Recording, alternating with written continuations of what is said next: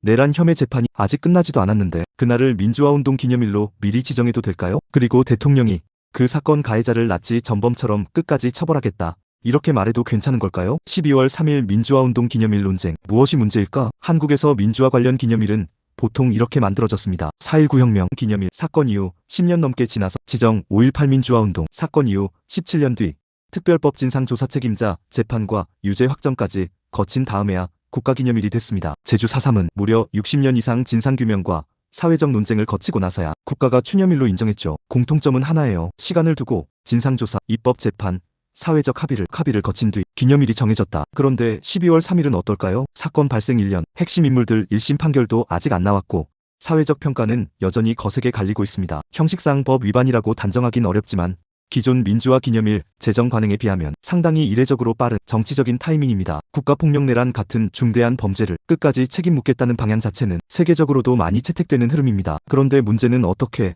언제 말하느냐입니다. 지금은 내란 혐의 재판이 한창 진행 중인 시점이죠. 이때 대통령이 12월 3일을 민주화운동 기념일로 못 받고 나치 전범처럼 영원히 처벌해야 한다, 상속인까지 끝까지 책임지게 해야 한다고 말하면 이건 단순한 의견이 아니라 사법부에 향하는 강력한 정치적 메시지가 됩니다. 아직 유무죄가 확정되지 않은 사람들을 사실상 역사적 범죄자로 미리 선언해버리고 재판부에 보이지 않는 압력을 주는 효과가 생기죠. 특히 상속인까지라는 표현은 재산 환수 취지일 수 있다 해도 시청자 입장에서는 연좌제 같은 집단 책임으로 들릴 수 있고 자유민주주의의 무죄 추정, 개인 책임, 권력 분립 원칙과 충돌할 여지가 큽니다. 그래서 중요한 건 우리가 이 논쟁을 볼 때 어떤 기준으로 보느냐입니다. 세 가지 정도만 기억하면 좋겠습니다. 시점, 재판이 끝나 진행 중인가? 절차, 진상조사, 입법, 사회적 합의를 충분히 거쳤는가? 표현 수위, 나치 전범, 상속인 책임 같은 표현이 무죄 추정, 권력 분립, 개인 책임 원칙과 충돌하지 않는가? 정의를 강화하자는 의도라도 절차와 원칙을 무너뜨리면 그 도구는 언젠가 다른 권력이 거꾸로 사용할 수 있습니다. 정권을 잡은 대통령일수록,